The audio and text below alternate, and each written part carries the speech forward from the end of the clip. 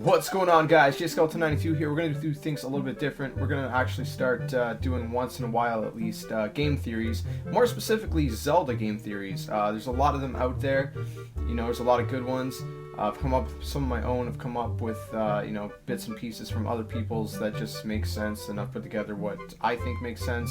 And so once in a while, at least once in a while, we're going to take a look at stuff like that. But this one here, we're going to be more specifically trying to figure out where the new Zelda Wii U game that's coming out this year is going to fit in the Zelda timeline. Of course, there is a timeline released officially by Nintendo in Hyrule Historia, which I have on my my Wii U. It's digital, so we're gonna take a look at that. We're gonna try to figure out where it fits in from the very brief footage they've showed off. You know, I think it makes a lot of sense, but again, we can't give a real good solid theory until the full game comes out. So I figured this is kind of a good way to kick it off. The theories and stuff. I might do a couple more. I have a couple more that's been floating around in my head, especially with Zelda Majora's Mask coming out. We might take a look at you know, a couple theories to do with that. But we're gonna start this one off here. We're gonna go head into that right now, and we're probably gonna look at the timeline first, stuff like that. So let's get into it. Alright guys, so let's take a quick look at the Zelda timeline from the Hyrule Historia. We're going to zoom in and we're going to take a look specifically at the top where Skyward Sword is. So right after Skyward Sword, you got the era of chaos and you got the era of prosperity before the Minish Cap. Now, I'm not exactly sure where I would place the new Zelda Wii U game. I would say somewhere between Skyward Sword and the Minish Cap, but definitely after Skyward Sword, in my opinion. Now, I'll detail a couple reasons why. Again, we don't have a lot of footage, so it's hard to tell. I do warn you that if you haven't played Skyward Sword, to skip ahead of this part or stop watching, because it is a little bit of a spoiler. Basically, Link won this race that whoever won would receive a gift from Zelda herself that she crafted, she made. And that gift ended up being the sailcloth. And the sailcloth was used basically throughout the game for like hovering, and when you know, you jump off a cliff, you pull it out, you kind of like glide and hover your way through the air, or when you're about to take a big fall, you just pull it out and it kind of acts like a parachute, I guess you could say. So right here, Zelda actually presents Link with the sailcloth, and you'll see exactly what I mean, how Link uses sailcloth, because instantly you see that, like I said, you got the sailcloth. You can jump from any height without fear of a painful landing. So you're prompted after this to take a jump off the statue that you're standing on with Zelda and test out the sailcloth for the very first time. So this is actually a clip that I got online. I don't have Skyward Sword anymore right now. I want to get my hands on it again, so I did find this online to show you guys. So I wasn't able to record it myself, but this is the story of Skyward Sword in the very beginning of the game. It's where you get the sailcloth, and right here she'll tell you to basically go ahead and take a jump.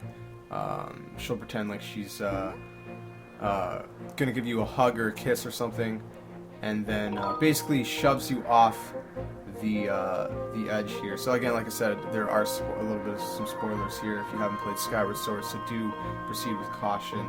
But let's just take a look at that, and you'll see exactly how the sailcloth is used, and then we'll continue into a clip from the Game Awards where they showed off the new Zelda Wii U gameplay a little bit further, and you'll see one of the reasons why I basically think that this is a pretty solid theory in my opinion.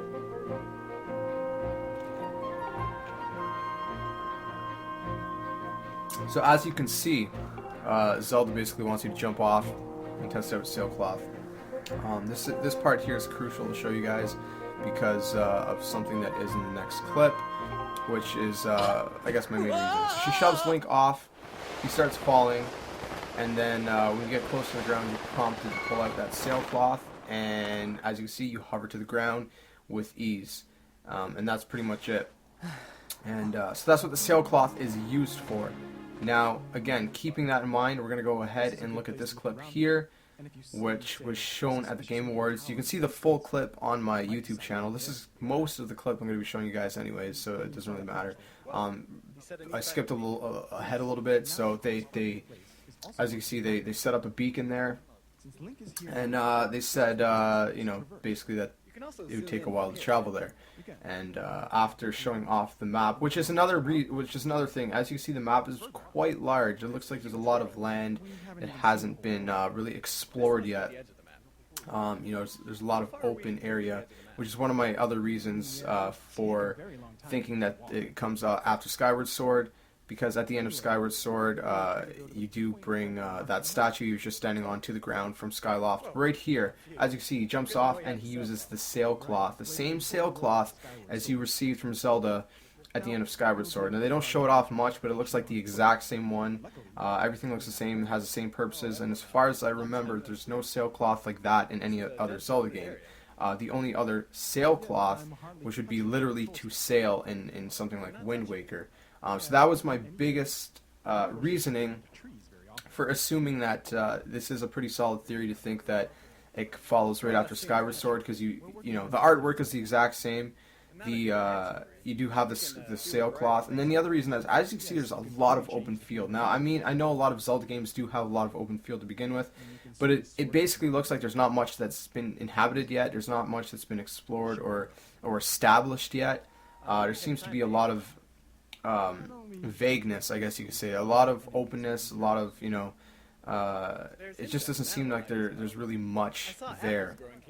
And as you know, if you've played Skyward Sword, you know, obviously the Hyrule kingdom hadn't been established yet on Earth. It was in Skyloft, and at the end of the game, you actually, like I said, you bring down that statue that you were standing on, that you jumped off previously with the sailcloth, and you bring it down to the ground, and you establish Hyrule Kingdom on Earth, on the ground in the sacred forest or whatever. So, I mean, I guess those are my main two reasons for thinking this. I mean, I could be right, it could be wrong. There were some other theories that it comes after where was it?